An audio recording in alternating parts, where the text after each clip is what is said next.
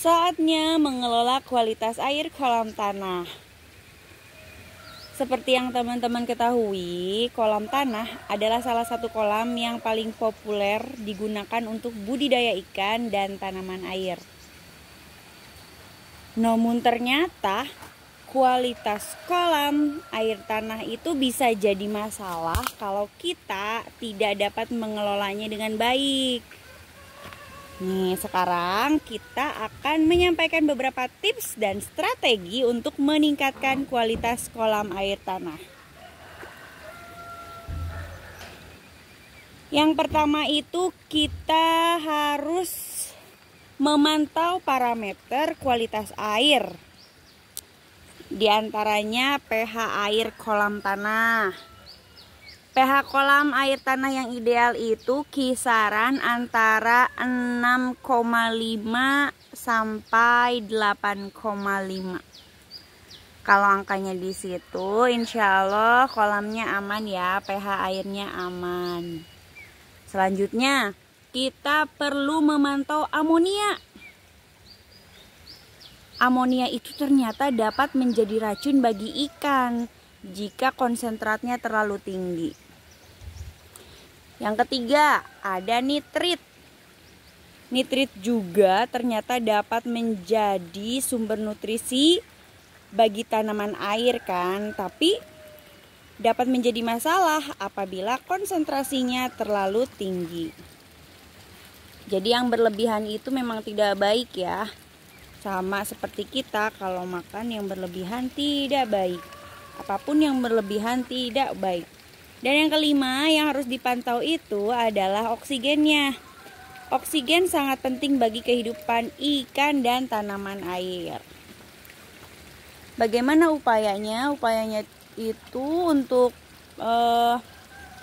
oksigen yang maksimal, biasanya kami memperbanyak pancuran air seperti ini.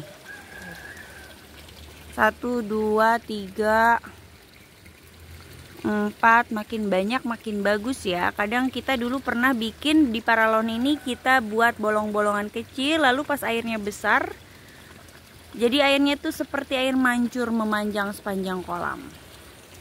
Cuman resikonya bakalan lebih banyak lumpur, dan kita harus sering membersihkan saluran paralon dari lumpur untuk melancarkan air yang memancar.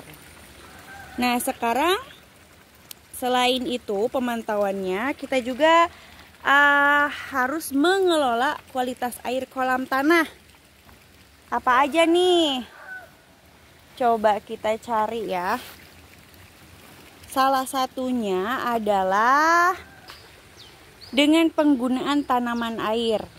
Kalau ini bukan tanaman air ya, kebetulan ini adalah erih jukut yang baru saja dipangkas, lalu kolamnya diisi air.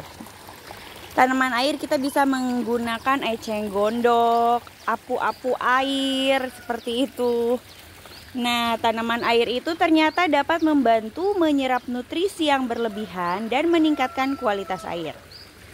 Selanjutnya, penggunaan filter.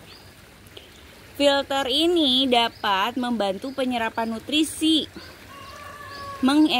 Filter itu dapat membantu menghilangkan partikel yang tidak diinginkan dari kolam tanah.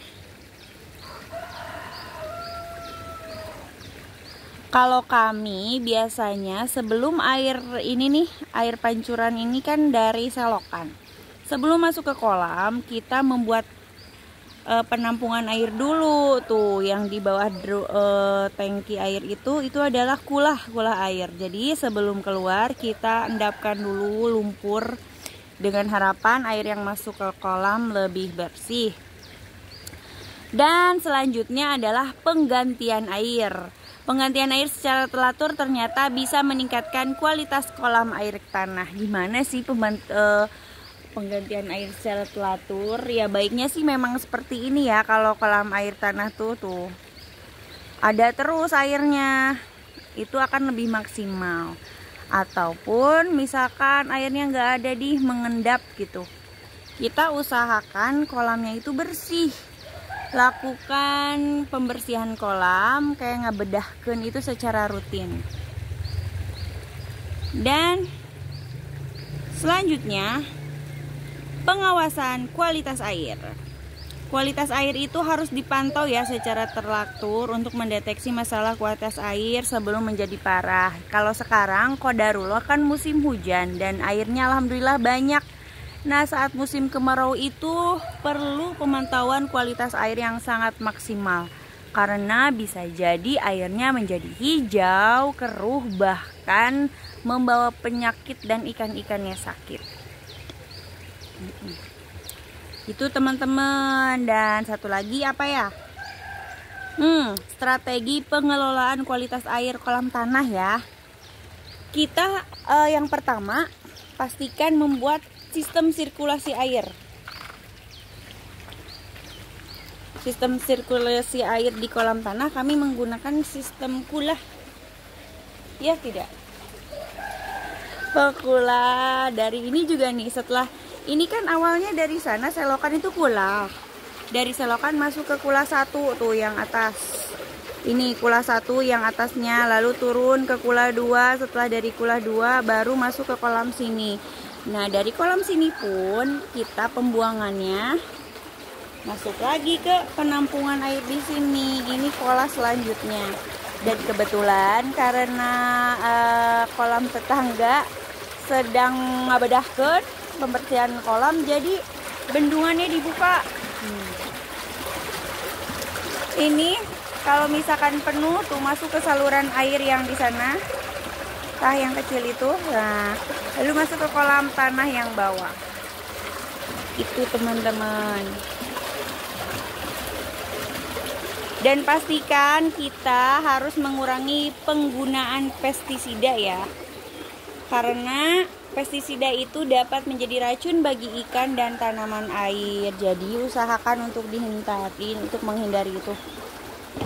Dan yang terakhir, pengoptimalan penggunaan nutrisi.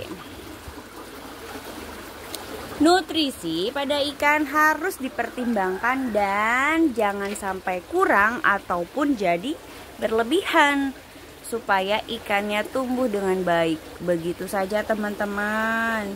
Semoga tips dan strategi tadi bisa meningkatkan kualitas kolam air tanah kita dan menciptakan lingkungan yang sehat bagi ikan dan tanaman air yang kita pelihara. Salam budidaya teman-teman, salam sehat. Wassalamualaikum warahmatullahi wabarakatuh. Sampai jumpa di video selanjutnya.